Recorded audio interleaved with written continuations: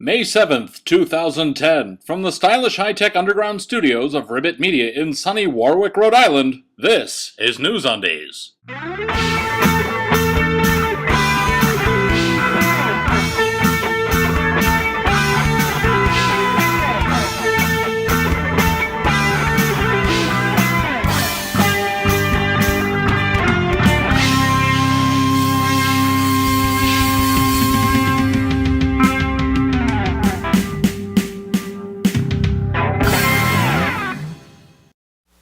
For May 7th, 2010, this is NewsUndies, all the news that shouldn't be news.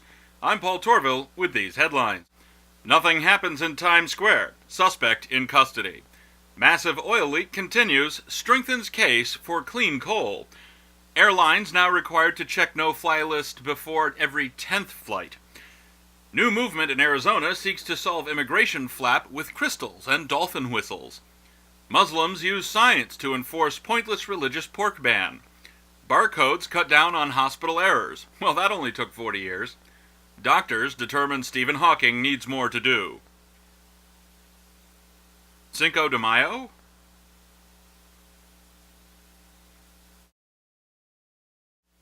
Hey gang, it's time for celebrity birthdays once again. I got my cake hat on, let's rock! For Saturday the 1st, Field Marshal Arthur Wellesley, 1st Duke of Wellington, KG, KP, GCB, GCH, PCFRS, dead! And Kate Smith, dead! For Sunday the 2nd, Benjamin Spock, dead! And Lorenzo Music, dead! For Monday the 3rd, Golda Meir, dead! And Bing Crosby, dead!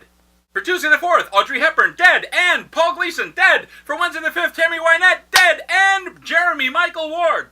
Who the hell is that? For Thursday the 6th, Stuart Granger, dead! And Orson Welles, dead! For Friday the 7th, Gary Cooper, dead! And Edwin Land, dead! That's Celebrity Birthdays. I'm Paul Torville, and I'm done! We'll have stories in detail right after this. It's Bible Answers Season 1 on DVD! Each set includes all 13 episodes, including outtakes and commentary. Outtakes and commentary! Buy Bible Answers Season 1 on DVD today! Buy our DVD! Buy Bible Answers Season 1 on DVD today. Riding on the heels of riding around in a bulletproof Pope-mobile and relying on medical science and an earthly cast to set his broken wrist, to say nothing of making use of electricity, radio waves, and selective breeding techniques, Pope Benedict XVI has finally revealed the depth of his faith in God and his only begotten Son, Jesus. How did he do that? Well, here's me with the answer. Pope Benedict XVI declared the Shroud of Turin to be authentic. Well, he didn't quite do that.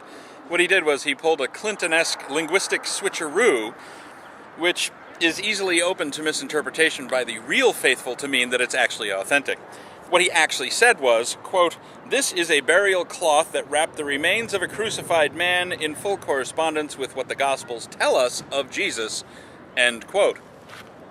Now, he didn't actually say that that particular cloth actually wrapped Jesus, but I guess it boils down to what your particular definition of is. As I understand it, samples of the fabric were tested in 3 independent labs in England, Switzerland, and Arizona, all concluding within 95% certainty that the materials dated to between 1260 and 1390 AD. Does the Pope's most recent statement address that? No, and of course, even if the shroud is an authentic burial shroud of a crucified man, and not some Middle Ages imprint of some long-haired dude slathered in pig's blood in his ex-wife's shower curtain, it does nothing to demonstrate the fact that a particular crucified man was buried in this shroud. Remember, crucifixions were just about as popular per capita in 30 CE as the purchase of a lawn tractor is at the Home Depot today. Further, most accounts of the time and place of Jesus' supposed life suggest that you couldn't swing a dead cat without hitting a dozen long-haired dudes with beards. So in effect, the Pope has made a nearly pure non-statement. Absolutely. All right, well, thanks for that report, mate. My pleasure.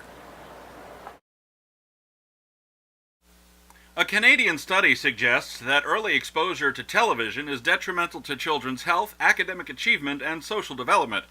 Could this also apply here in the U.S.? Here are Pig and Sheep with their thoughts. Absolutely not. If it wasn't for early exposure to television, how would our third graders know how to throw gang signs, grind dance, and drink irresponsibly?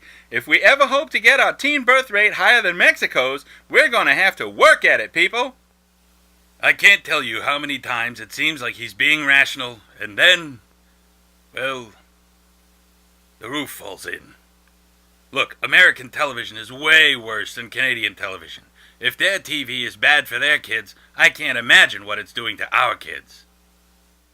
Well, that's what Pig and Sheep think. What are your thoughts? Email them to ovcomments@newsundies.com. And now, here's Moose Weintraub with a Sports Half Minute. Moose Weintraub Sports Half Minute. It's a whole half minute of sports. 30 seconds of sports. Moose Weintraub Sports Half Minute. Here's your Sports Half Minute. I'm Moose Weintraub. The National 42 Players Association has published its tournament schedule. Moose Weintraub Sports Half Minute. Thanks, Moose. Always a great report from Moose. Wednesday morning, the login functionality of the hugely popular internet dating site Plenty of Fish stopped functionalitizing.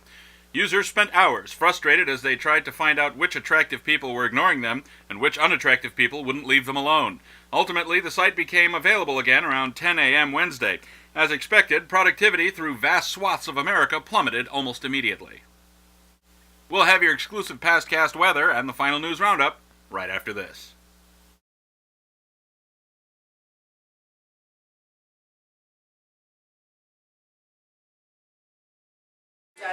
I'm an atheist. I'm an atheist. I'm an atheist. I'm an atheist. I'm an atheist. I'm an atheist. I'm an atheist. I'm an atheist. I'm an atheist.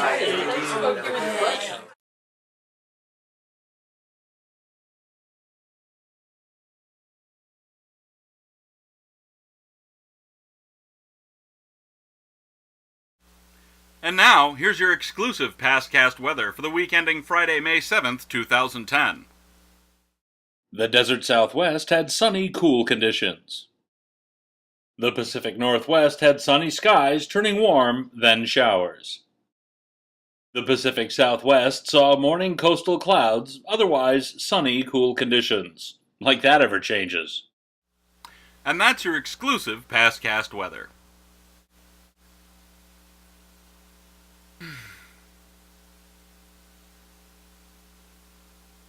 Lindsay Lohan. Uwe Mitscherlich, a 39-year-old German man, when faced with his cat's grave prognosis, did what I think any of us would have done. He married the animal. He paid actress Christin-Maria €300 to officiate the ceremony, which has no legal standing. Ms. Laurie thought the offer was a joke. Nope. Insane, but not a joke. And finally, and I do mean finally, we all saw this coming, didn't we?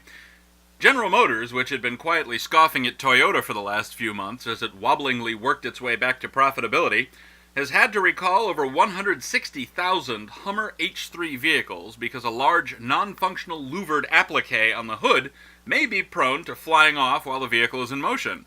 GM was in negotiations to sell the Hummer brand to a Chinese company, but the deal fell through back in February when the Chinese realized that Hummer was part of what killed GM in the first place.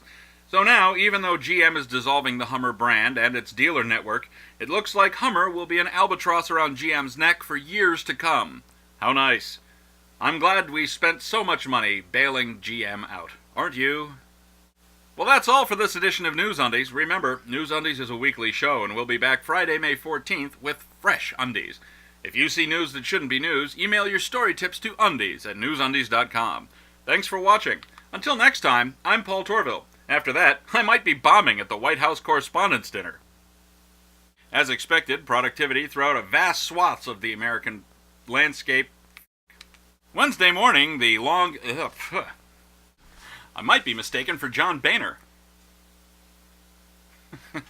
Uwe Mitscherlich, a 39-year-old German man, when faced with the fucking goddamn... Who writes this shit?